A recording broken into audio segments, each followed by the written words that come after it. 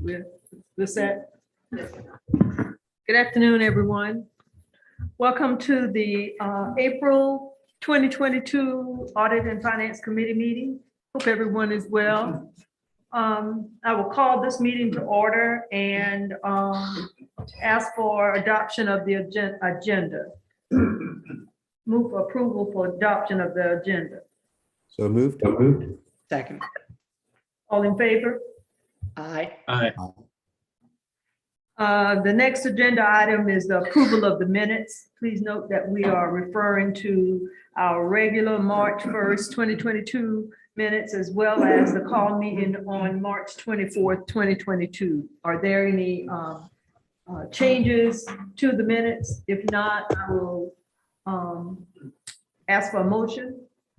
A motion to approve the minutes. Second. All in favor? Aye. Aye.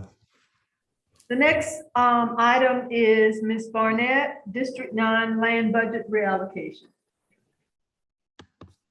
Good afternoon, everyone. This is concerning a budget reallocation for the purchase of the D9 property. Back in February, we all came to you and to our Board of Trustees to seek approval to negotiate a contract on a 55-acre parcel known as Swigert Landing. We did receive approval from the Board of Trustees, and we have recently negotiated that contract. And as of March 29th, we have a ratified contract. So staff is recommending reallocation of funding. And so the motion is to approve the reallocation of funds as shown in the attached resolution. Are there any questions?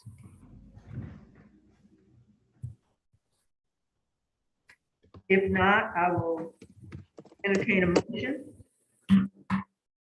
Where are the funds being reallocated from? It's on that worksheet. Is it coming, So it's coming part- from like District 3 bus lot? So we've got the D3 bus lot, $2.1 million is coming from that. We have our D1 funds that were remaining from the proceeds that we used towards the D1 all land purchase. We had remaining proceeds from that fund that we are requesting use of. Those are the two fund pots that are being reallocated. We also received the $100,000 back from the option purchase that we were under for that D9 property. They released those funds back to us. So we received that $100,000 back from Mr. Jordan, and we've applied that also towards that. And then the rest we are seeking from borrowing from the ban. And that last one that Angela just mentioned was approved in the fixed cost of ownership budget this year. Thank you. So the amounts that are left, the proposed budgets for the District 3 bus lot and the all land purchase, are those still needed? And are those amounts still adequate if they are still needed? They are still needed and they are adequate.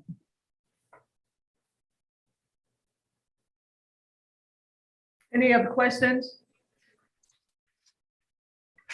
If not, I will entertain a motion. So moved. Second. All in favor? Aye. Okay. Thank you, Ms. Barnett. Ms. Costello, the monthly capital projects report. Thank you. I'd like to present the February 2022 capital projects report. The revenue collections for the month of October were 3.4 million above our projected revenues of 2%. The expenditures for the 2010-2016 program were $73,000. The expenditures for the 2017 through 2022 program were $4.4 million. The expenditures for the 2023 through 2028 building program were $1.2 million. Capital maintenance, 8% funding. The expenditures were $275,000. We are currently wrapping up the fixed cost of ownership fiscal year 22 program, and the fixed cost of ownership fiscal year 23 program has commenced. Happy to answer any questions. Any questions for Ms. Costello? Thank you very much. That was provided to us for information. The next information item it has is Ms. Carlin, the monthly financial report. And you can, I don't know if you or Don are going to kick off the budget process update. I will. Okay, so the monthly financial report. Great, thank you, Ms. Green. So I'd like to present the February 2022 financial update for General Operating Fund. The first column of numbers represents revenues received and expenditures through February 28th. Under the revenue section, actual revenues received to date are $494 million, and this includes local tax revenues of $362 million and state revenues of $122 million.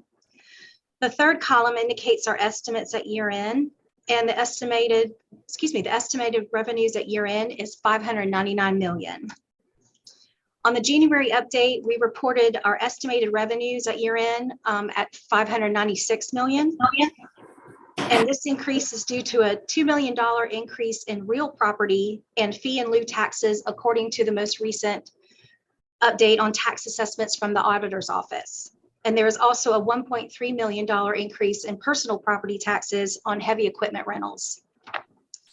Estimated year-end revenues are going to be $1.8 million over the FY22 board-approved budget of $597 million. Under the expenditure section, in the first column, total expenditures to date are $339 million. And the third column shows the estimated expenditures at year end at $614 million. This amount was also reported on the January update, so there's not been any changes. The estimated year-end expenditures are $3.9 million below the FY22 budget of $618 million.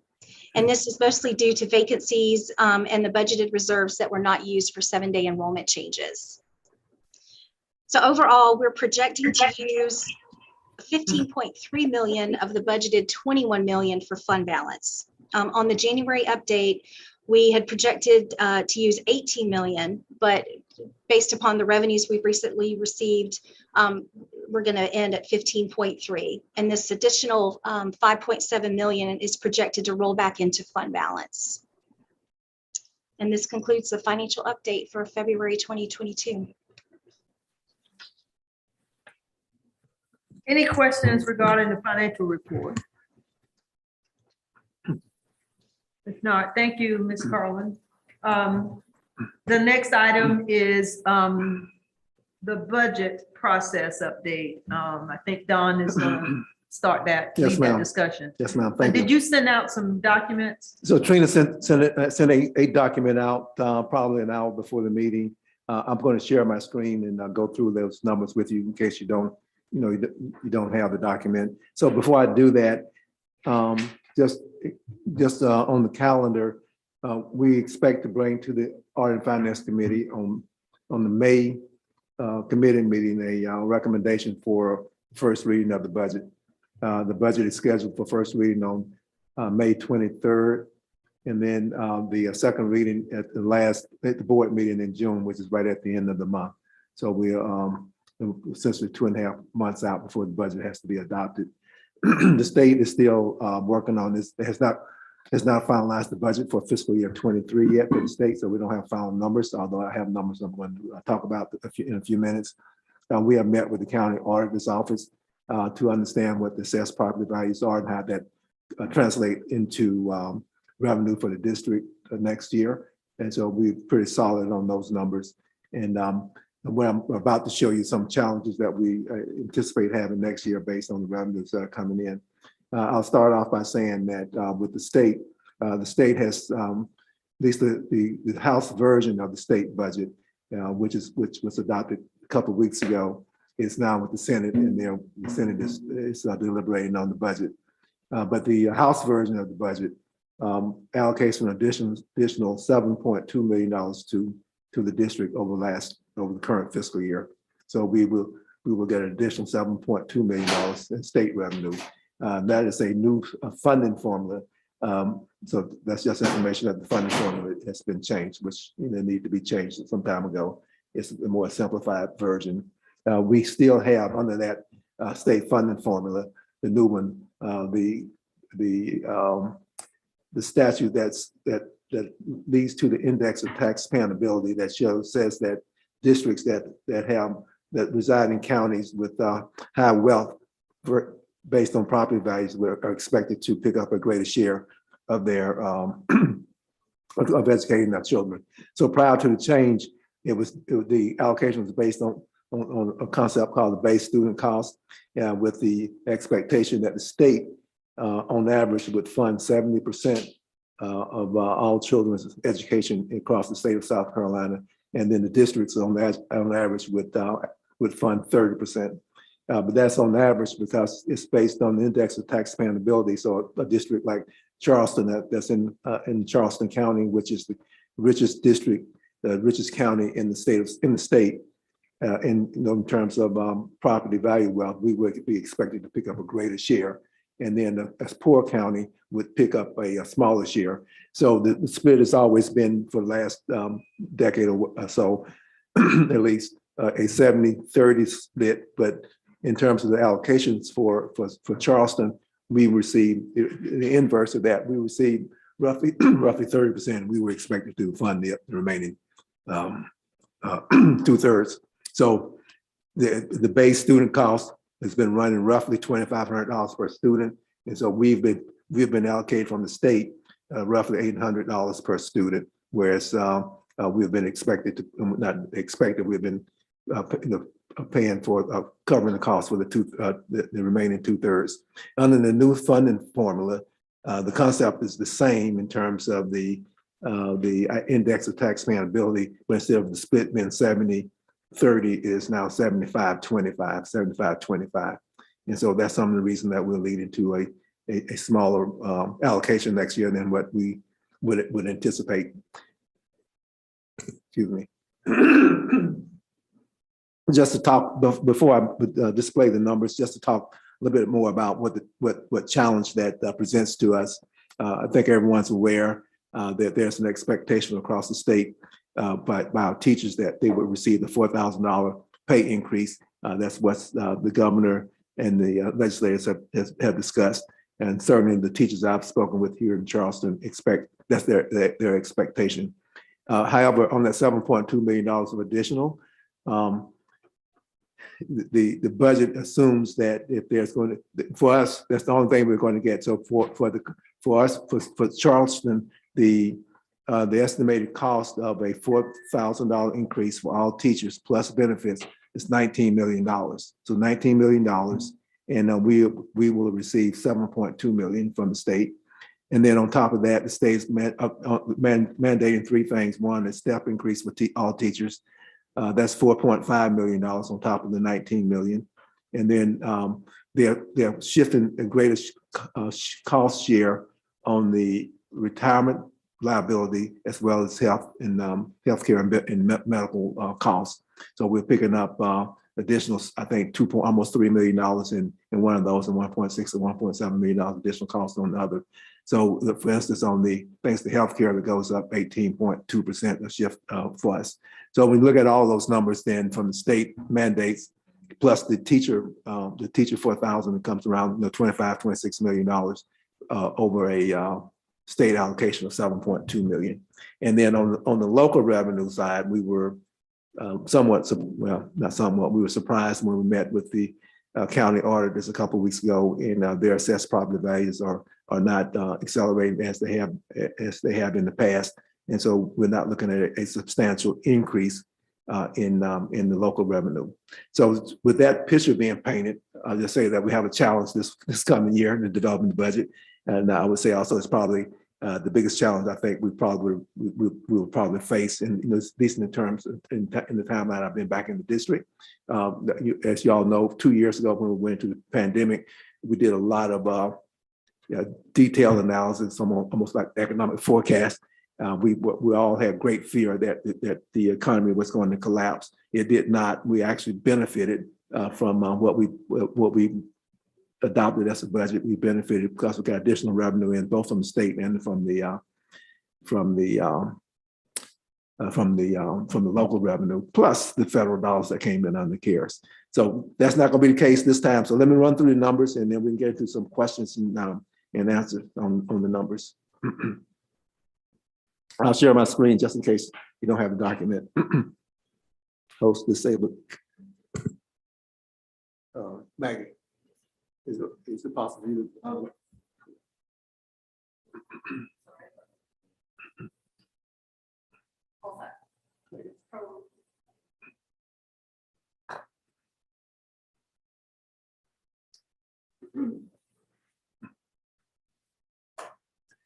So what I want to go through is not a set of recommendations at all. It's just to paint the picture of where we are. I have this in several different scenarios, just to give you a sense of what the numbers are looking like and how we might think about balancing the budget. It's not for this afternoon intended for any recommendations at all that I'm making to the committee.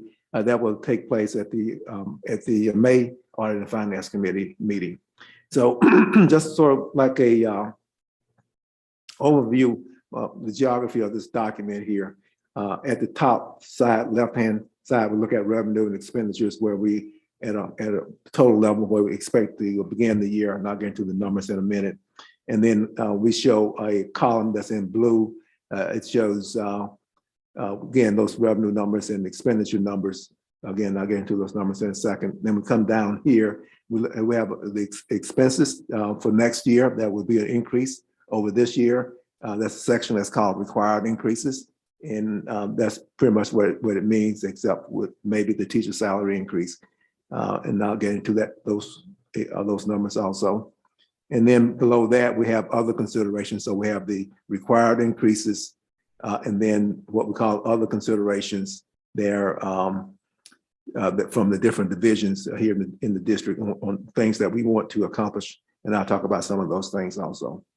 And then across the top here, we list several scenarios, scenario 1, 2, 3, and on over to scenario 4 that discusses the various aspects of revenue based on potential millage increases or no increases, either no increase or a series of scenarios with different millage increases.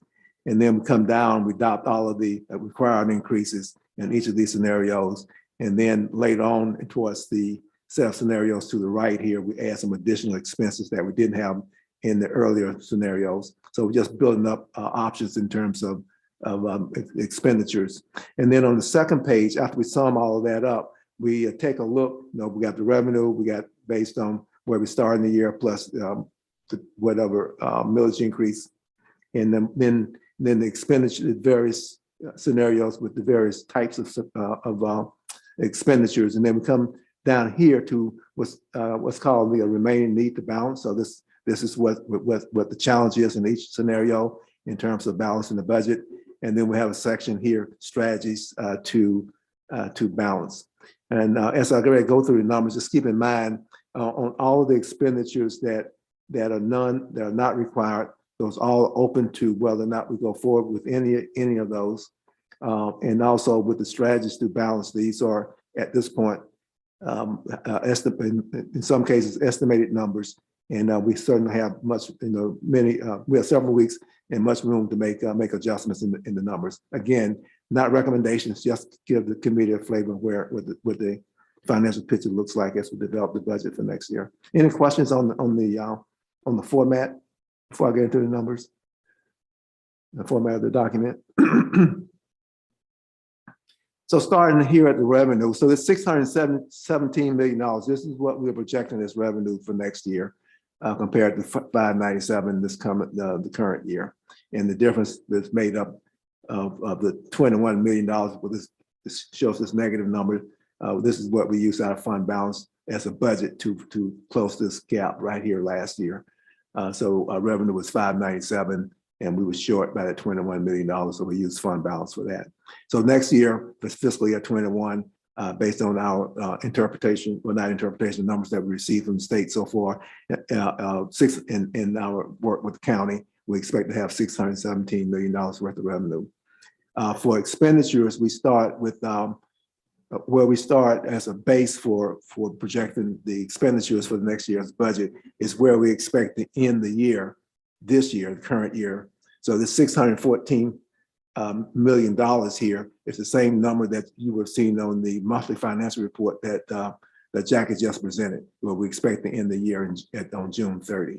So that becomes our base for the expenditure for next year. So the difference between those two numbers is $3.2 million then is what we have as a variance, which is the amount of money that's available to begin allocated against all expenditures for next year. So these two numbers here, just a repeat of these three numbers, rather, just a repeat from what I just went over. So funds available for allocation, 3.2 million. And then we get into required increases. I mentioned the teacher step of $4.5 million. The teacher salary increase is $19 million. That assumes a $4,000 increase for every teacher. And you can see as you go across the scenarios here for these first four sets of number, that the number remains 19 million. So we're assuming that that there will be a $4,000 increase. And you can see that number goes in half here in this next scenario. That assumes that we would not give 4,000, we would give 2,000. I'll get into some of the rationale in a few minutes. So it's not under the House version of the budget that the House has already passed. There's a proviso that says that what the $4,000 right now, the minimum salary for a teacher that's just starting out, first year teacher, 0 years of experience in the bachelor's degree is $36,000. That's the state minimum. We already pay, CCSD pay $5,000 above that. So our salary for a first year teacher with a bachelor's degree is $41,000. The difference between the $36,000 and $41,000 is called a local supplement, And so there's a proviso in the state version of the budget that says that districts cannot reduce the local supplement.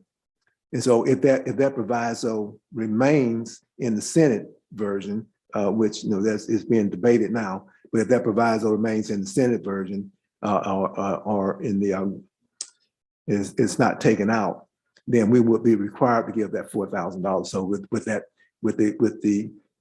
the district paying $41,000, then we would be required to pay $45,000. Now, if the proviso is removed, because we are already above the state new minimum, is $40,000. We're already above that. We would not be required to pay anything, or we could pay anything we wanted to, from $1,000, $2,000, $3,000, $4,000, $5,000 if we wanted to. So there would be no restriction. But if the proviso is not taken out, then it looks like we would not have any choice about what to pay the $19 million or the $4,000 per teacher. So that's the difference to come across here. Then the retirement increase of $2,979,000. I mentioned that's just a cost shift from the state to local governments. Same thing with the health and dental increase of $1.7 million. Cost shift from the state to local governments. This number right here of $5.6 million is probably, well, in this section is the only number that's really not right now. Don't have strong. We don't still have strong confidence in the number, simply because it's based on it's estimated based on the old state funding formula, and it looks like the state charter law says that we have to allocate to charter schools on the same basis as the state allocates to the districts. And so there's been a massive change in the funding allocation methodology. So Jack and her team are looking at how to convert that into the charter school new formula. And so that number, this $5.6 million would change, and I'm not sure whether it's going to go up or down. Here in the operations, utility increases $1.2 million last year when we were still heavily into the COVID, and we were trying to make sure that we had the appropriate indoor air quality. We turned the HVAC systems on in our school buildings an hour earlier than normal and kept them running an hour later. And so that was an increase in utility costs, and we pushed those utility costs into the ESSER funding. And so those, we're not pushing those into ESSER funding next year. So we would expect to pick up a share of that. And then on the operations contractual obligations and other must do's, 5.9 million. Most of that $4.4 million is related to increases in our the contracts that we have with custodial services, and then some other escalations on contracts and the other utility costs. So when you sum all of that, then the required increases in most of the scenarios, in all the scenarios that contemplates a $4,000 teacher increase is $41 million. When you come over here, this column here, where it drops down to $31 million, that simply indicates that the salary increase in this scenario is $2,000 per teacher versus $4,000. We had some adjustments in the mission critical action items that I don't have detailed out here, but it reduces cost by the $1.4 million. And then when we get down in here, now I'm not going to go through a lot of details today, but for instance, in learning service expansion, I have 11.2. I don't have that detailed out, but there are things in there, like for instance, there's 39 additional proposed positions for our exceptional needs children, our special education children. And so we're looking at how we accommodate those requirements, and at the same time try and not increase the budget. So when I checked yesterday, I had somebody check for me yesterday in the special needs special education positions that for the current fiscal year, as of yesterday, we have like 61 vacant positions. So those positions are hard to fill. And so in addition to the vacancies that we have this year, there's a request to increase the number by 39. So the question is, I mean, if we were to do that, I mean, and we can't fill them, maybe we need to be looking at another strategy. So we don't have that detailed out yet until we work through those types of analysis. And then in the section here, where it says human resources, that's looking at various options for personnel salary increases. And you can see here in these first two scenarios, I have nothing in there in terms of what we would go forward with. And then in the later scenarios, we pull some of that over, and I'll get into the details on that. And then staying with the blue column here, adding up the total other considerations that I talked about: learning service, human resources. There's pieces in here for finance and communications, et cetera. That comes to $36 million. And when you add that to the $41 million here for required increases, then your number then becomes this almost $87 million. And then if you recall, at the beginning of these, when I started going over the numbers, we have $3.2 million of excess revenue at the beginning of the year to apply against any new expenditures. So that gives a gap of $83.8 million. Now, obviously, I'm not going to come to the committee or the board and suggest that we try and balance the budget with a gap that size. But I just want to give you a sense on when. It's scaring me, No, John. well, no, don't mean to do that. But I just want to lay out what the. So again, in the last 4 years, we've been really fortunate in terms of the revenue streams that we've had, and so we've been able to make some adjustments. We were able to allow last year, for instance, although we had some reductions in enrollment student enrollment, but because we had the severe issues that teachers and staff were going through because of the pandemic, we allowed some unearned teacher positions to stay in schools. And so some of this is sort of like a follow on of the last two or three years when we allowed those types of things to occur. And so this year, obviously, that's not going to be the case. All right. So any questions before I get into a couple of the scenarios? Any questions from anyone on the committee? Now, so the scenarios, the first three scenarios look at changes in potential millage from a no millage increase next year to a 9.4 millage increase next year to a 6.3 millage increase. In fact, the first four scenarios. It's not until we get up this scenario 4 that we have a change there. So 9.4 mils is the maximum amount that we estimate that we can that's allowed by law. So we have three point something on the books that's unused from last year, and then the 5 point something that's allowed for the new year. And so we can use anything that's allowed for the new year plus anything that we haven't used. And so that amount then is 9.4 mils. And just for your information here at the bottom, a mill, this is the value of a single mill, $3 million. For each mill raises $3 million worth of revenue. So 9.4 mil. So I'm talking a little bit about the millage. So I talked at the beginning that the state funding formula does and has for years and years and years assume that it's the responsibility of the local jurisdiction, if they have the wherewithal to pay their appropriate share of to educate their students. It's the index of taxpaying ability. Now that's been in place again, like I said, for quite some time. It didn't change under this new state funding formula. And so what that means is that the state has allocated us $7.2 million with the knowledge that it's going to cost us more than $7.2 million of new expenditures to keep operating.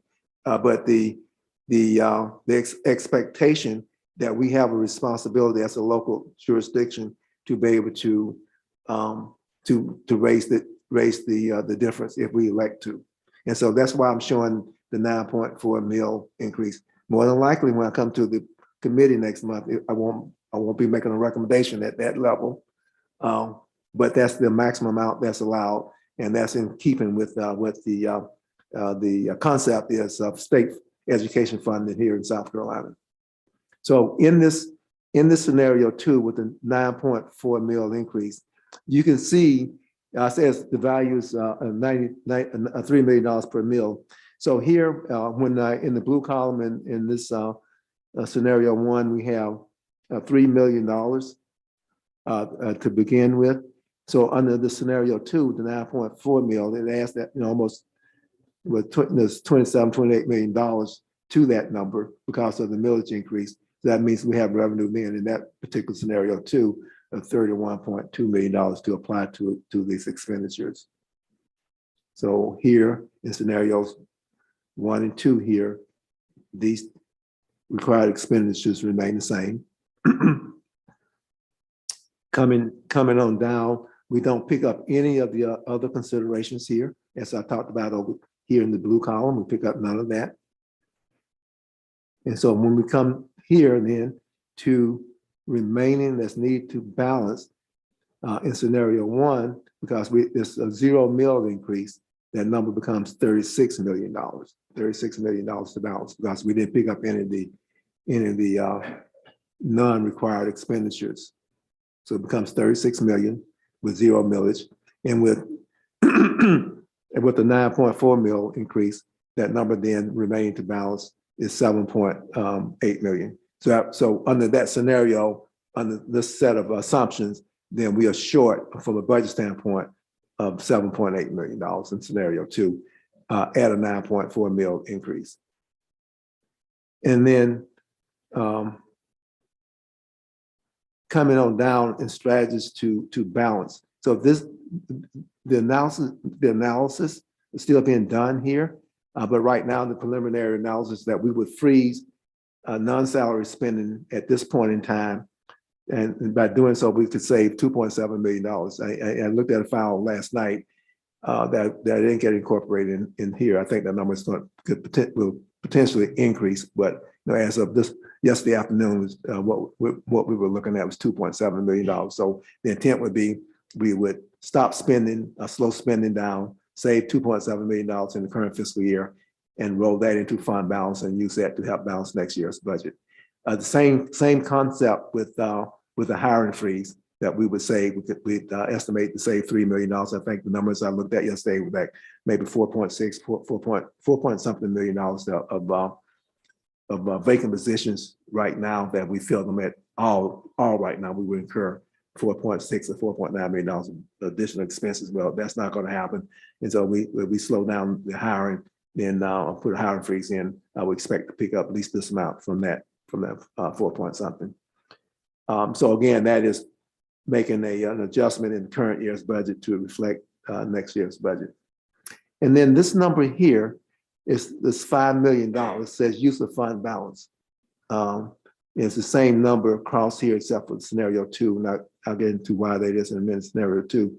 But the $5 million is saying, so these two numbers, 2.7 and 3, we're saying that we would cut spending right now.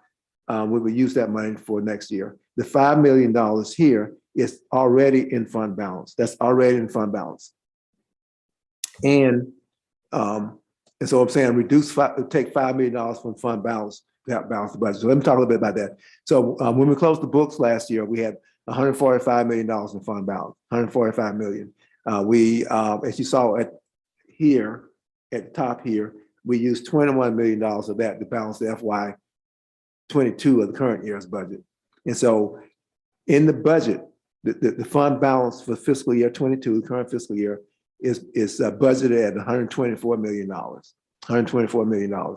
So we had 145, we're going to use 21, we budgeted 21. And so that means that we would end the year on a budget basis, at least $124 million.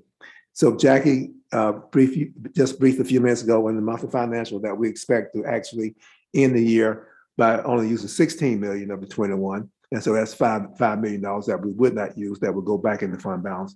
That's what that $5 million is. So they're saying that I'm saying that we would plan on budgeting the same $124 million for fiscal year 23's fund balance as we did for fiscal year 22. It would not go down, it wouldn't go up if we used the $5 million, but it would not go down. And that's critical because I mean everybody on the committee knows how critical it is to keep maintain an appropriate fund balance.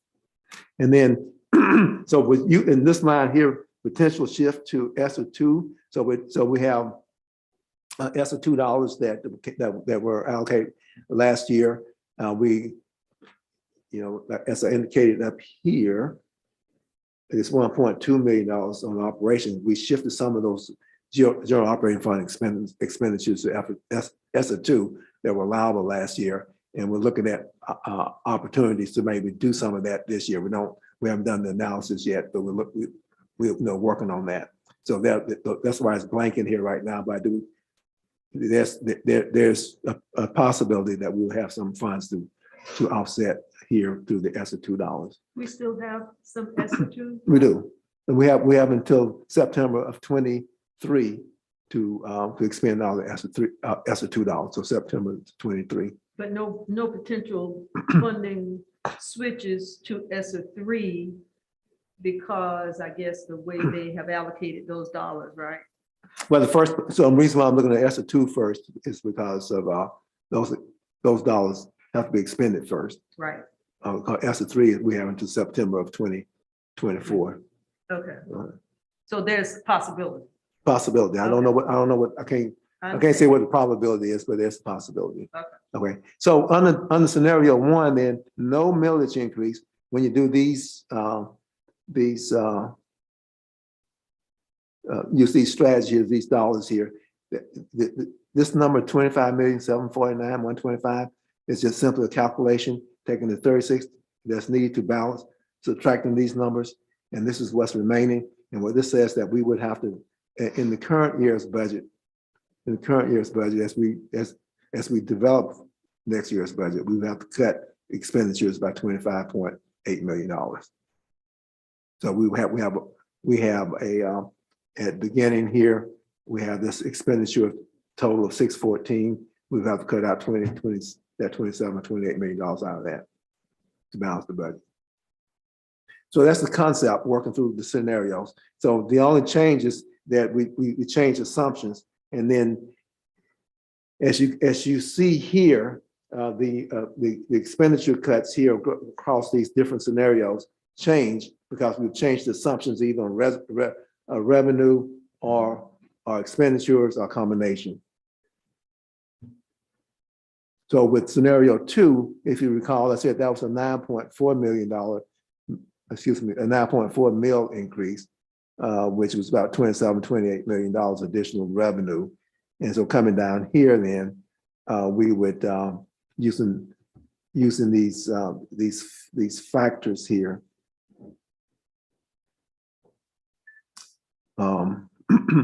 You can see even with the 9.4, instead of having to dip into fund balance for $5 million, we would only do $2 million. Need to do $2 million to get to a balanced budget. So this gets balanced without any FY23 expenditure cuts like this 26 million here. So there'll be no cuts here, and we wouldn't have to use all of the fund balance. That's maximizing the available mills. Now, scenario 3 is instead of a 6.4 mil, it's a 6.3 mil increase. And there's nothing scientific about that, just a starting point. So I said, well, what if we, to take a third of that? I can't remember how I said it, but anyway, 6.3 mil increase. Nothing changes here to here, but it changes when we get, it does change right here because we pick up instead of 32 million, we pick up 22 million only because the millage dropped from 9.4 to 6.3. So we pick up less local revenue. We still have the same expenditures here in the required increases. And then what we add to that, we add two things to that. One, this takes all employees up to a minimum of 15 hour. These hourly employees, $15 a minimum. And so that would be a $30,000 increase. Any employee that's below $15 an hour would go to $15 an hour. And that's $30,000. Now, and I think I heard Bill say this morning, and Bill's with us, Bill Brigman, in the cabinet meeting this morning, that he has another scenario that's not on here that I think takes that to, what's the bill, $17 minimum? Yes. And that, what was that, 300,000, but? Around 300,000. Okay, but right now this is saying $15 minimum at $30,000 total. And then the next one here is to remove the salary cap for classified, and that's 452,000. So it used to be when a classified employee that worked elsewhere, say they worked in Berkeley County, and they transferred to got a job here in Charleston School District, they would only get, I think, 12 years credit for years worked. So if an employee had worked for 20 years for Berkeley County School District, transferred to Charleston, and instead of getting 20 years experience for pay purposes, they were only given 12 years experience. And so it capped them on how much they could start in their salaries here. We changed that. We lifted that cap and moved that cap up to what, 15 years? 15 years last year. And so what this does then proposes is to remove the cap altogether. And so there would be no cap on employees transferring in their years of experience. And so that's $452,000. So, so in this scenario 3, we've done two things. We've taken millage to 6.3 versus 9.4, so reduced revenue, and we added this $482,000 of expenditures based on those two items I just talked about, the $15 minimum and the classified cap. And when we do that, then the amount that that's remaining to balance is the $17.9 million. And then just coming down to using the same set of numbers on how we balance that, then that says that we have $7.2 million that we would have to cut out of the expenditure lines to get to a balanced budget. So here in this column here, $25.7 million, no millage increase. A 6.3 mil increase, 7.2. And then scenario 3A, the reason why it's 3A because the millage didn't change from scenario 3. And so the mill is still 3, the mill is still 6.3.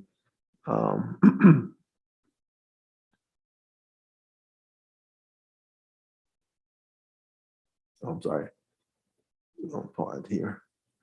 So the mill is still 613. So you see the revenue numbers here remain the same in scenario 3 and scenario 3A. The required expenditures, they all remain the same except for the teacher salary increase. And so here, instead of a $4,000 teacher salary increase, this assumes a $2,000 per teacher, $2,000 per teacher salary increase. And then we have some other salary information here that I'll go over here at the bottom. So you can see from 19 million, the cost is now half that amount to be able to fund teacher salary increase from 4,000 instead of 4,000, 2,000. And then in addition to these items here that we talked about on the $15 minimum and the salary cap, this adds in these other items here, remove the teacher cap. So just like the salary cap for classified, there's a teacher step cap. And so a teacher maxes out, is it 26 years, Bill? So after 26 years, there's no step increase for teachers. So if a teacher's been here for 30 years, they're still paid at a step of about 26 years. And so to remove that cap is $1.6 million. So there will be no cap on teachers. These next two here is one is not, this $2.2 million is a step increase for non-teachers. So it'll be everybody else besides teachers. Last year,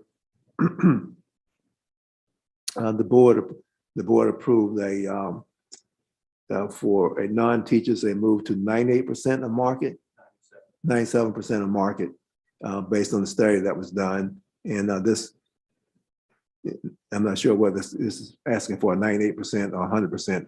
Up here it says 98%, so we need to get that deconflicted because here it says 100% of market. But whatever that percent is, 98% or 100% is $6 million. And then the other piece here, just like the teachers cap, the non-teachers also cap out at a step. What year is that? 30 years. So that removes that.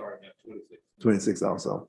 Wait, so this adds a substantial amount of expenditures associated with salaries at this 1.6, this 2.2, 6.1, and the 3.2.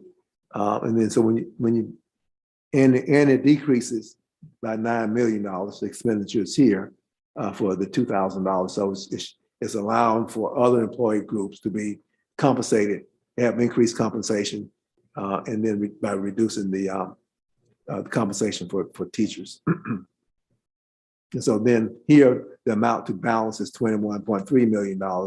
And then just going through the math again, you see we would need $10.6 million to make adjustments in expenditures to balance the budget. In the last scenario, there was one or two other scenarios in here. I didn't include those in this presentation because I mean it's just scenarios, not recommendations yet. But I will, when I come back again in May, there will be I'm assuming I'll have 2 or 3 scenarios with a specific recommendation on a particular one. But this one right here, the change is instead of it's a reduction in the millage, again, from 6.3 down to 5.3. So we're taking out essentially $3 million. And so you can see when you do that, the revenue drops by from 22 to 19 by $3 million. It still assumes here a $2,000 salary increase for teachers. Everything else remains the same in the required. And then in the optional here for salaries, we leave in, compared to the prior scenario, we leave in the removal of the teacher step, cap, yes, cap for step for teachers. And we keep in the step increase for non-teachers, And the other pieces that were here, these other two, 6 million and 3.1 million we remove here.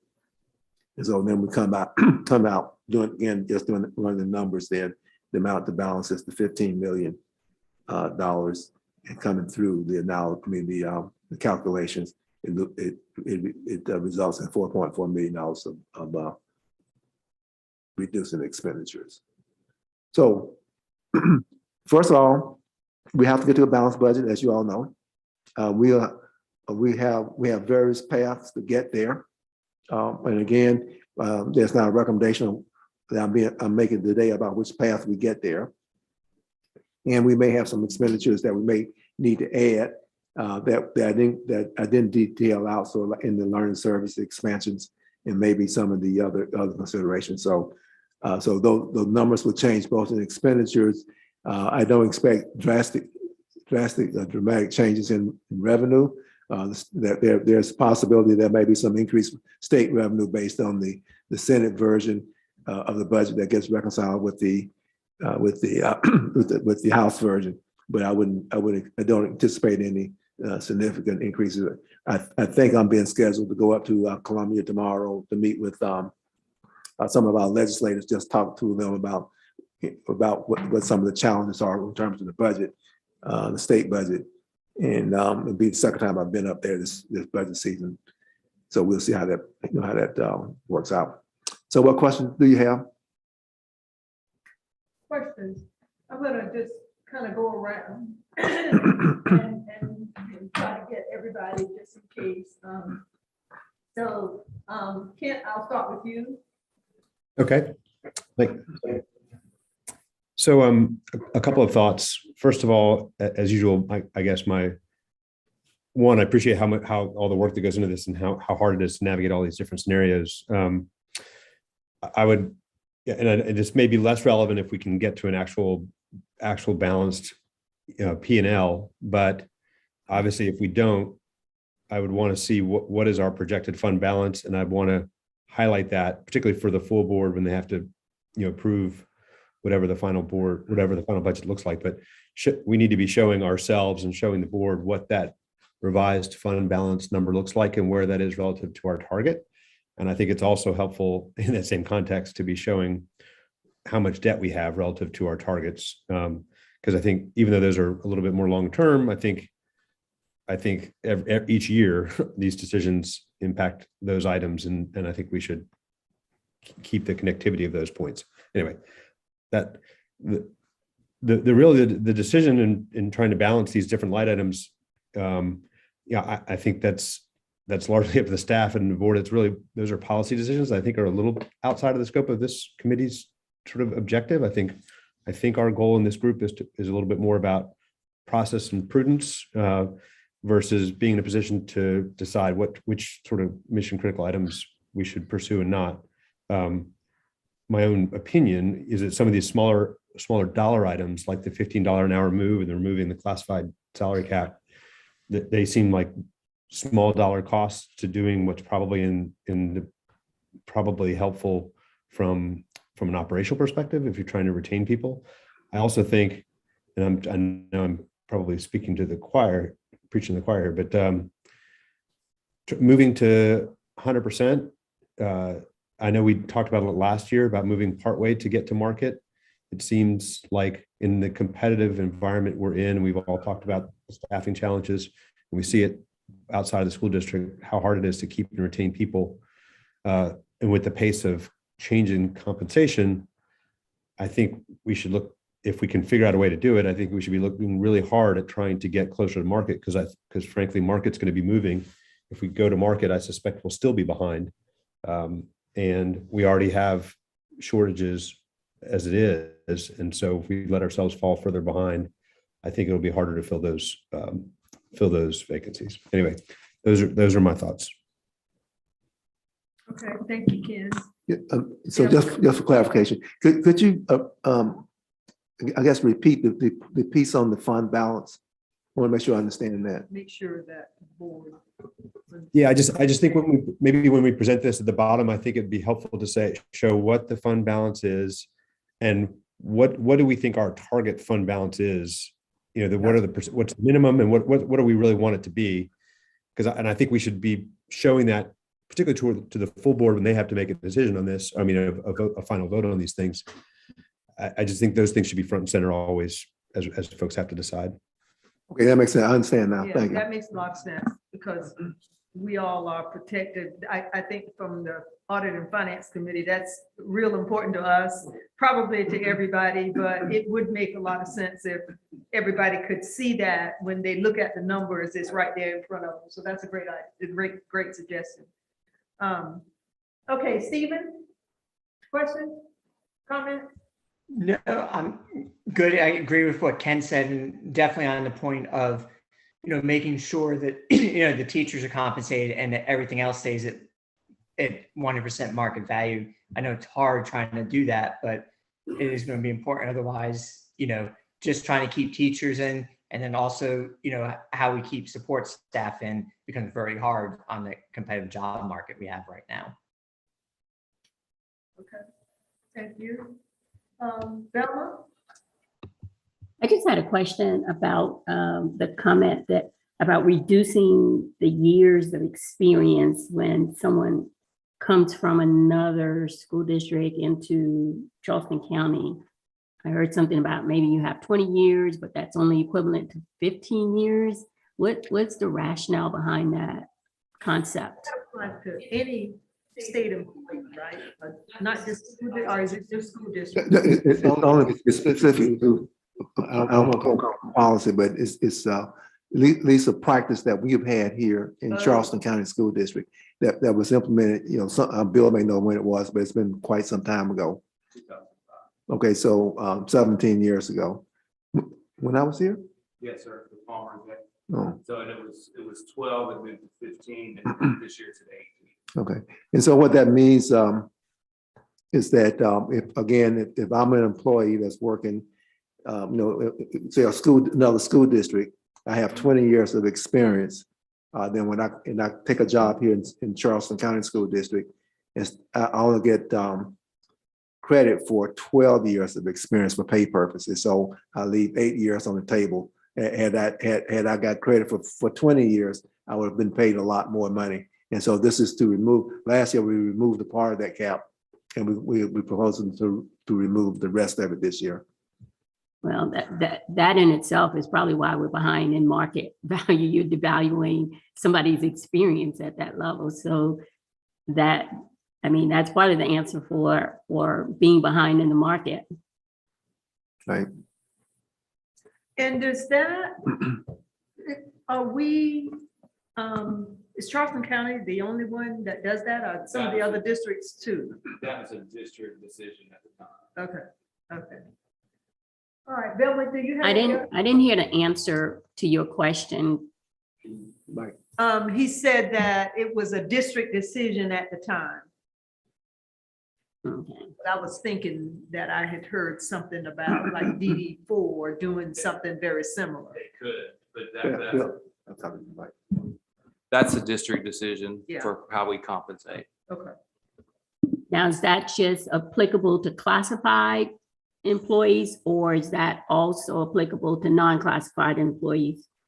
So that was for classified hourly. So that's your classified hourly employees that had a cap of 12 years that started in 2005, went from 12 to 15 years 2 years ago, and the current year it's 18. So our goal is to get to step 30. The same we'd like to go to step 30 for all employee groups to include teachers. It's a problem, I understand. Yeah. The categories of different employees are the hourly, where the cap applies, the hourly, teachers, and then non-teachers, right? Yes, and so the hourly employees are the only employees that had the cap going back a few years ago to 12 years was your max you could get credit for. Teachers is set by your, that you would have experience on a teaching certificate. The minimum teacher salary structure that Don referenced, Mr. Kennedy referenced, goes to step 23 for teachers. Our schedule goes to step 26 for teachers. We'd like to go to step 30. There are a number of districts that are well above 30 now. I think we have a Lexington district at 40. And then for our non-certified staff that are salaried staff, we'd like to go to step 30. We're currently at 26. We'd like to retain our experienced people. I keep asking questions, Velma, so I didn't mean to cut you off. Do you have any additional questions, comments? No, that was just a unique concept to me. I just, Yeah. Okay, thank you. Michael? Yeah, I've got nothing earth shattering. I'll echo, I agree with all the comments to point. I think we need to look to put ourselves in the most competitive situation as possible when it comes to employees of the district and making sure they're compensated fairly and competitively. If we can do it in a sustainable manner where we're not severely depleting the fund balance, then obviously not our decision, but, I think that a millage increase is definitely warranted to do that. I think it's something we've been discussing for quite some time as far as, our pay not being as competitive. And I think it's out in the market. Everyone's complaining about the same, but to hire, retain, and attract talent, whatever we need to do to do that, I'm all supportive of that. And that's kind of where my head is as well. Thank you. I have a question related to the total human resources. You in the learning services, you had a total there, but there is, do you know what that figure is?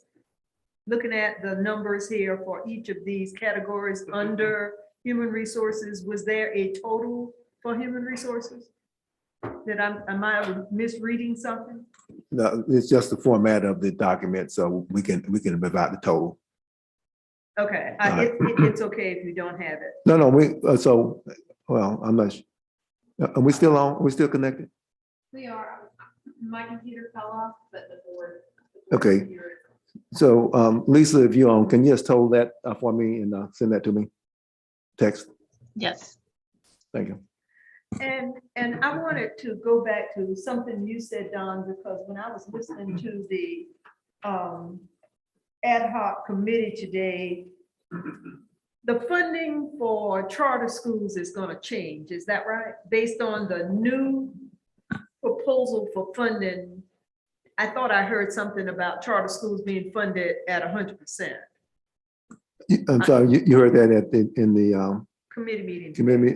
So I'm not sure. Okay. What I did say though that prior to this budget, before the budget was changed, the state statute on charter school funding was that we had to allocate to charter schools on the same basis that we were allocating. That's based on pretty much on weighted pupil units, meaning that you have different amounts for different categories of employees. You have an employee of a student, so you have a student with severe disability. That student will get a bigger allocation than a student without a disability. So that's called a weight. So add an added weight to a base number. And so since the funding formula has changed, it appears as though we have to change how we allocate out the charges, and we're still trying to determine what that looks like. Okay. Based on, the comments that I'm hearing from the committee, I guess if we were, we know what our role is, but if we were going to give you any suggestions moving forward, it would be, y'all correct me if I'm wrong, but it would be to try to preserve the recommendations that you are making for human resources. I think we all agree that that's very important.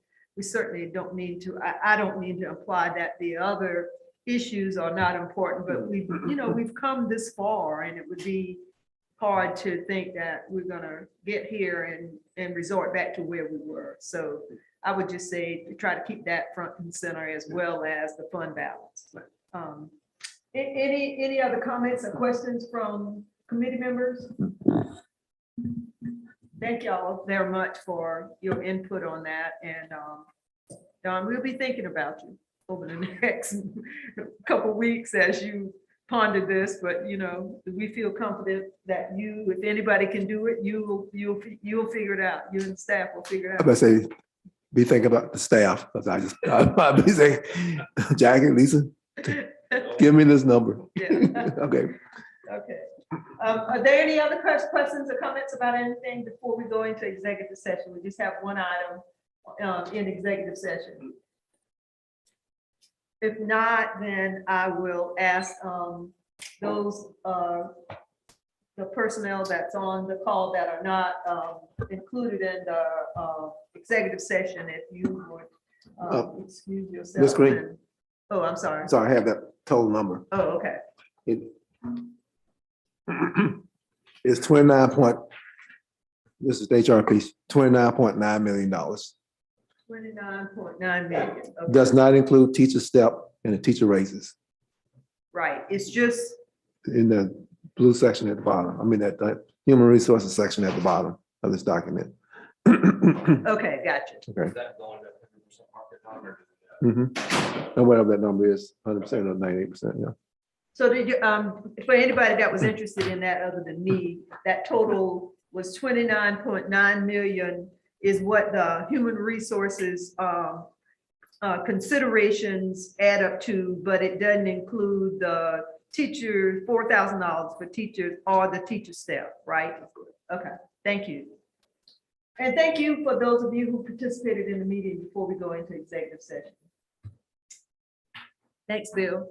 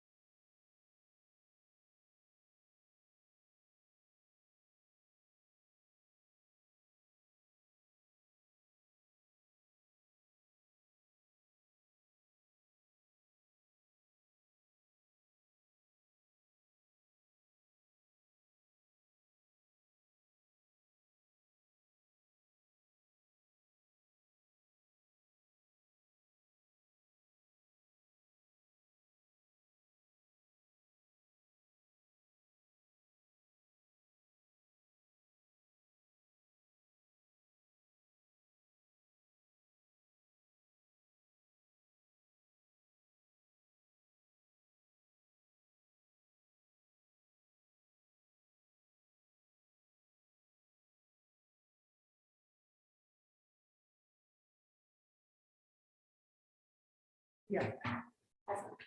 So we are back in open session, and we discussed the contractual matter in executive session related to a facility lease agreement. I will entertain a motion on that particular item. Moved. Second. All in favor? Aye. Okay, so that item is approved. Board agenda items, item 4, 5, 6, and 7, Don?